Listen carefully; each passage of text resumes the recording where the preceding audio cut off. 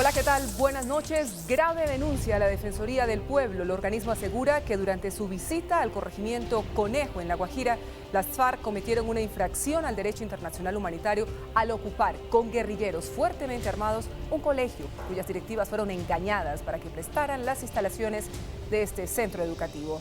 De este hecho y de otras noticias que usted debe conocer, les hablaremos en esta emisión de CMI. Comenzamos. Cátedra de Educación Sexual solo se dictará en bachillerato.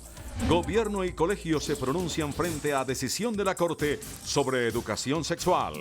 Consejo de Estado ordena atención a niñas de Carmen de Bolívar vacunadas contra papiloma humano. Defensoría denuncia que miembros de las FARC ingresaron armados a un colegio. Garantes del proceso de paz dan por superado impasse entre gobierno y FARC.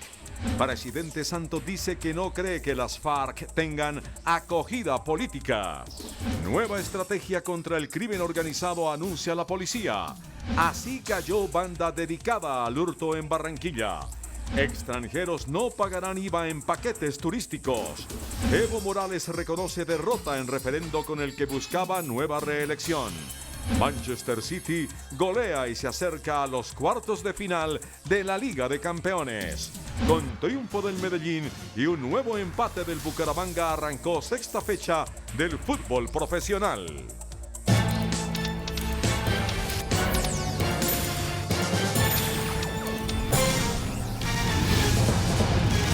Acogiendo los argumentos del Procurador General de la Nación, Alejandro Ordóñez, hoy la Corte Constitucional determinó que las clases de educación sexual solo se deben dictar a los alumnos de secundaria y universidad y no a los estudiantes más pequeños, porque según este alto tribunal, eso podría despertar su curiosidad hacia conductas sexuales a muy temprana edad.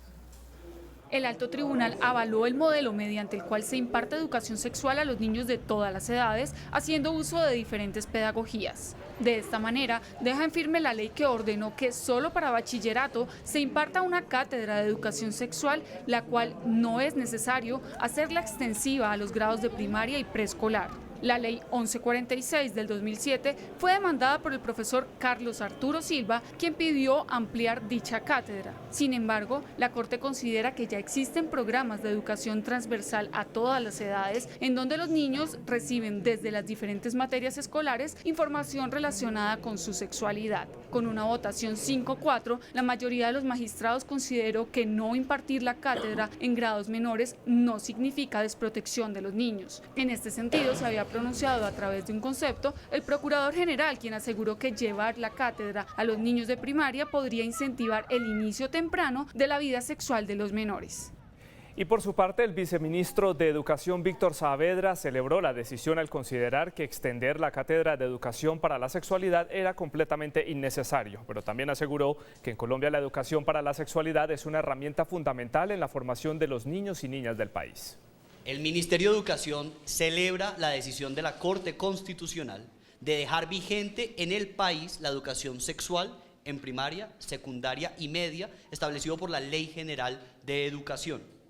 La sentencia hoy proferida por la Corte Constitucional implica que no va a haber una cátedra específica para educación sexual en primaria y secundaria, posición que el Ministerio de Educación compartió oficialmente a la Corte Constitucional. Por lo tanto, esta decisión hoy proferida por la Corte Constitucional corresponde con la solicitud hecha por el Ministerio de Educación a la misma Corte.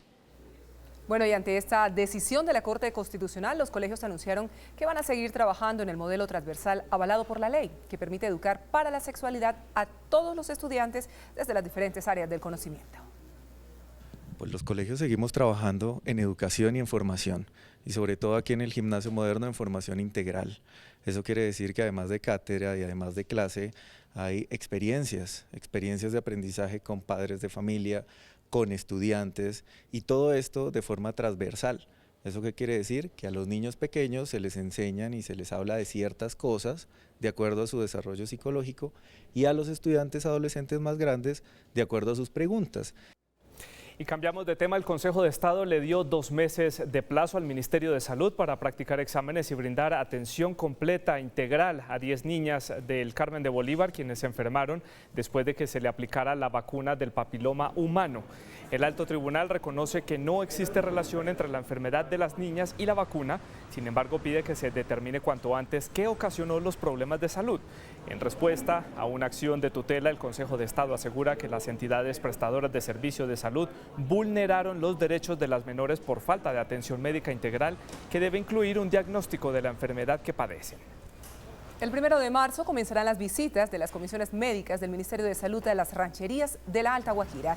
Cada cuerpo interdisciplinario va a tener un nutricionista, una enfermera, un psicólogo, un ambientalista y también un enlace comunitario. Van a ir a cada una de las rancherías ubicadas en el desierto de la Guajira y van a verificar la talla y el peso, no solo de los menores de edad, sino también de las maternas. Si encuentran un menor en condición de desnutrición, lo van a someter de inmediato a tratamiento con alimentos terapéuticos allí, en la misma comunidad.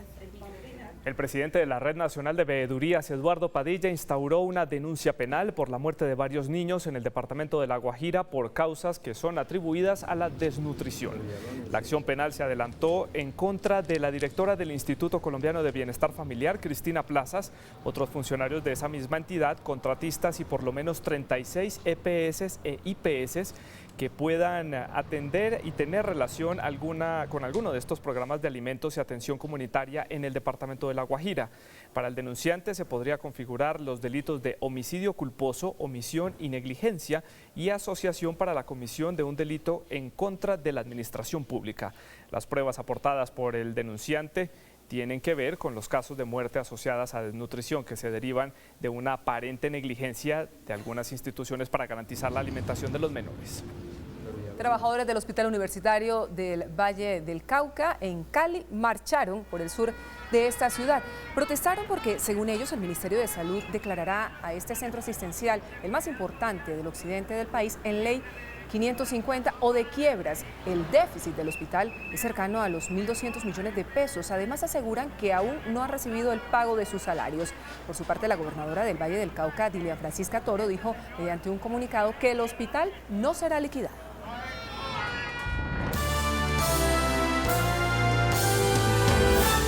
La Defensoría del Pueblo denunció una infracción a las normas del derecho internacional humanitario por parte de las FARC.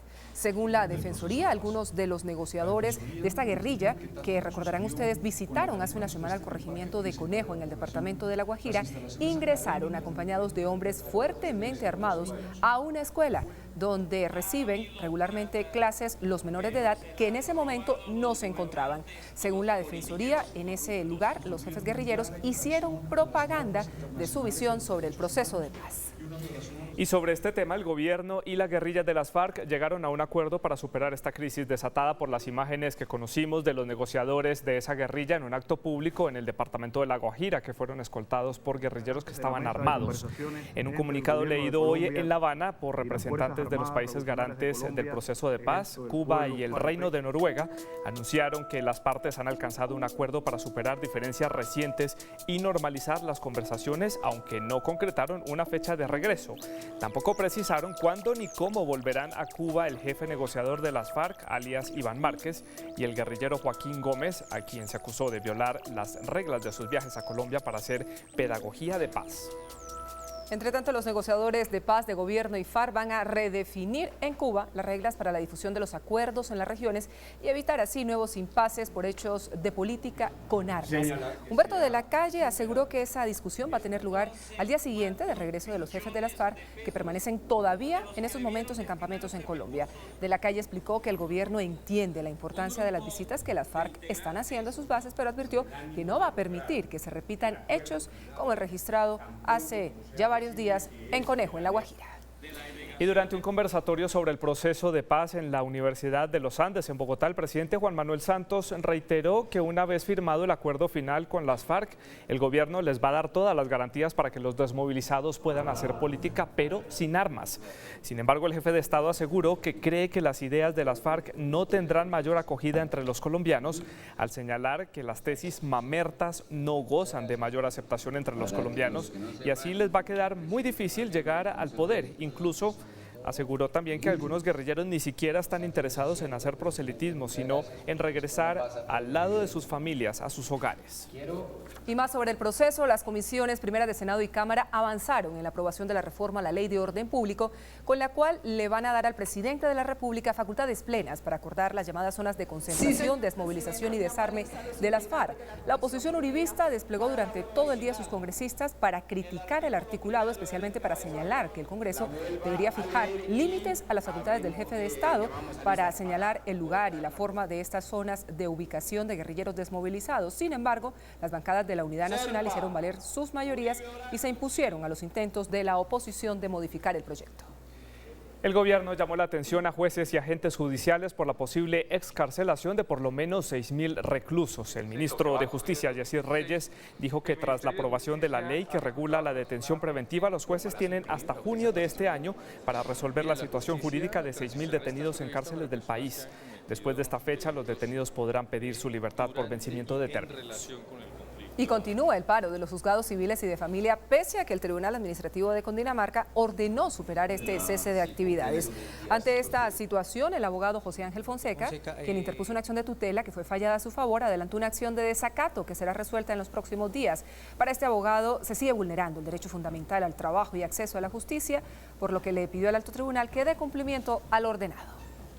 Y al término de una cumbre extraordinaria de generales, el nuevo director de la policía, el general Jorge Nieto, anunció el plan de lucha contra la corrupción dentro de esa institución y ataque a las bandas criminales y preparación para el posconflicto.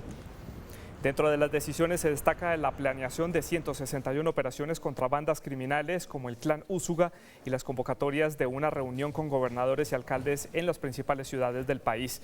Además, se anunció también la intervención de 100 parques y que aumentarán los controles para la admisión de nuevos policías para evitar la corrupción. Bueno, en una cinematográfica persecución, unidades de la policía en Barranquilla capturaron a 4 hombres que asaltaban a una familia en una vivienda en el populoso sector del barrio Simón Bolívar, en el suroriente de la capital del Atlántico. En el video, grabado por los mismos uniformados, se puede percibir, ahí lo escuchan ustedes, este intercambio de disparos entre los uniformados y los asaltantes que abrieron fuego al detectar la presencia de las autoridades. Dentro de la casa que había sido asaltada, fueron encontradas 2 mujeres encerradas en un baño. Los 4 capturados por los delitos de hurto calificado y agravado y porte ilegal de armas, y además se les incautaron 2 revólveres y se inmovilizó ese taxi en el que se movilizaban. Y la policía extraditó a Estados Unidos a Arley Úsuga Torres, alias 07, y a Héctor Mario Urdinola, alias Chicho Cabecillas, del clan Úsuga. Según las autoridades, lideraban las actividades criminales de ese clan en el departamento del Meta. Los 2 extraditados fueron entregados por la policía colombiana a agentes de la DEA y deberán responder en Estados Unidos por narcotráfico. El ministro de Ambiente, Gabriel Vallejo, reveló que ya son 155 los municipios con algún tipo de racionamiento en el país. Desde Villavicencio, donde estuvo hoy socializando la campaña para el ahorro de agua, dijo que las regiones más afectadas son Cundinamarca, Boyacá, el Valle del Cauca y la costa Caribe. Según el ministro, los próximos 15 días serán el pico más alto del fenómeno y se percibirá por las altas temperaturas. Vallejo insistió en la necesidad de ahorrar agua y también energía. Sistemas definitivamente empiezan a aterrizar. En la inauguración de la vitrina turística de Anato en la ciudad de Bogotá, el presidente Juan Manuel Santos anunció que los paquetes turísticos hacia Colombia no tendrán IVA. La medida será aplicada de inmediato y cobijará tanto a extranjeros como a connacionales que vivan fuera del país y compren planes turísticos a los destinos nacionales. Al mismo tiempo, el mandatario ordenó un control más estricto a las agencias por Internet para evitar estafas a los viajeros. Al respecto, el superintendente de Industria y Comercio, Pablo Felipe Robledo, indicó que adelantan 30 investigaciones contra agencias que ofrecen planes de vacaciones fraudulentos. Ecopetrol contrató un crédito por 990.000 millones de pesos para financiar el plan de inversiones de la compañía. De acuerdo con la petrolera, si la operación va a permitirle a esta empresa, a esta compañía, avanzar en el aseguramiento de su financiamiento en este año 2016 y también diversificar sus fuentes de ingresos. El crédito contratado con Bancolombia tiene un plazo de 8 años y busca mantener los actuales proyectos exploratorios.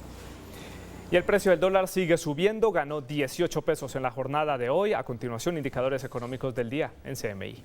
La tasa representativa del mercado que regirá para mañana jueves será de 3.341 pesos con 69 centavos. Los profesionales del cambio compran la divisa en 3.130 pesos y la venden en 3.160 pesos. Un euro cuesta 3.647 pesos con 40 centavos. La libra de café en Nueva York se cotizó a $1 con 17 centavos. El azúcar se transó en 13,93 centavos de dólar la libra. El barril de petróleo WTI se cotizó en $32 con 22 centavos. Una acción de Ecopetrol cuesta 1.135 pesos.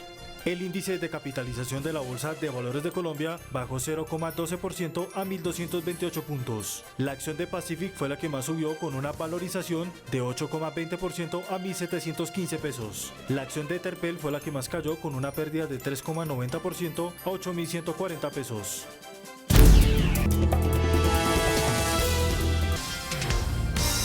Gracias por estar con nosotros en CMI 7 PM. A continuación, las noticias del mundo de la tecnología con nuestra compañera Paula Viloria.